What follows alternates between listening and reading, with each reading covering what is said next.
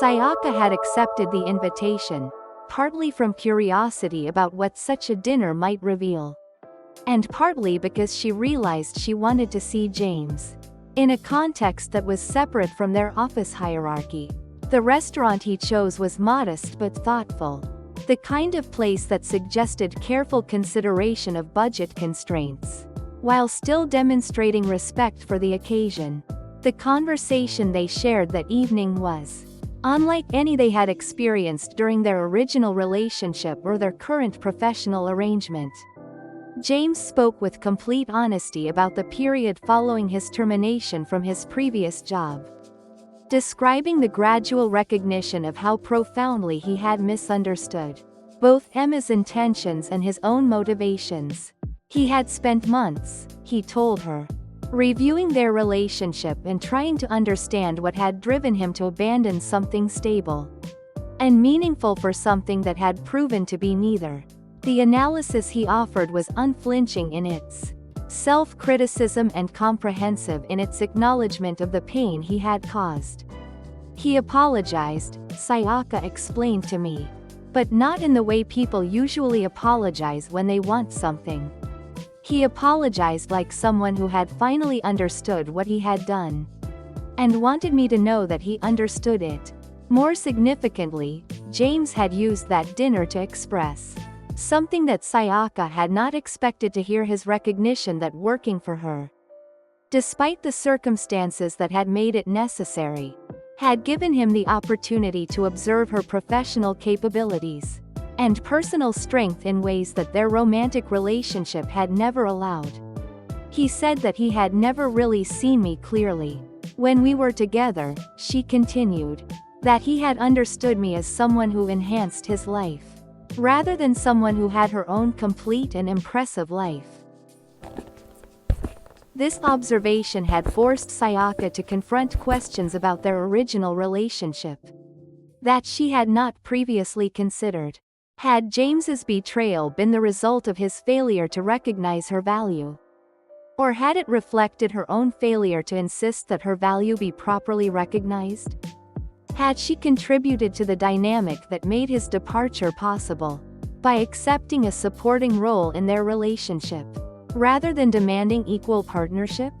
The dinner had ended without any explicit discussion of how their current arrangement might evolve, but both of them seemed to understand that something important had been acknowledged and examined.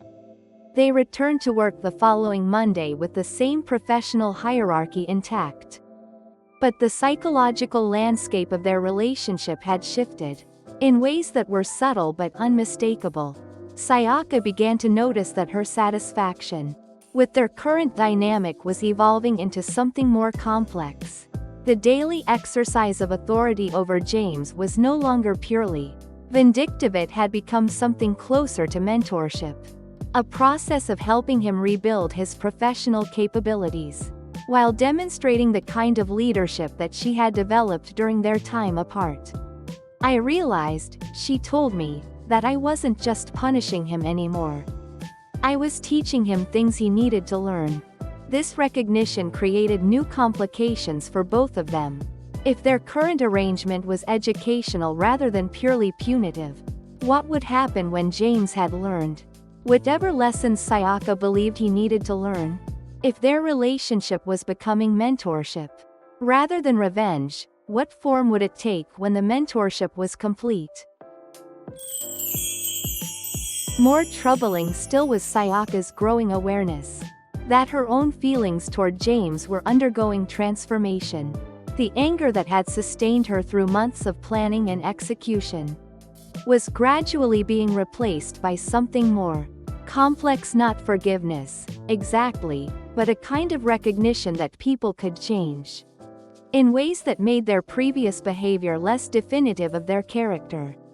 James had become, through necessity and apparent choice, a different person than the one who had left her for Emma.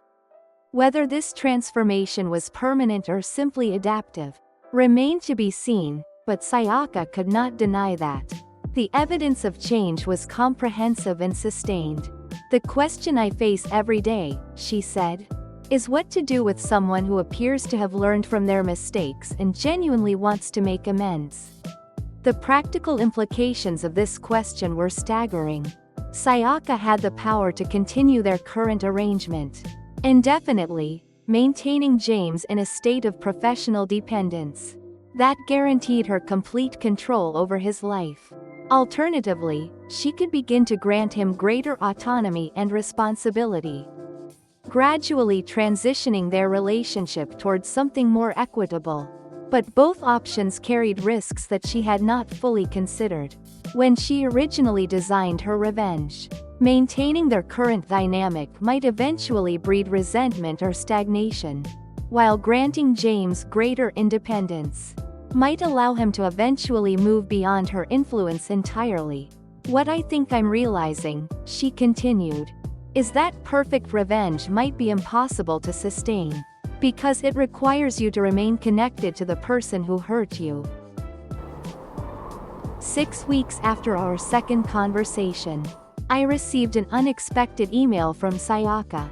She was writing to inform me that James had been promoted to a position of greater responsibility within her department.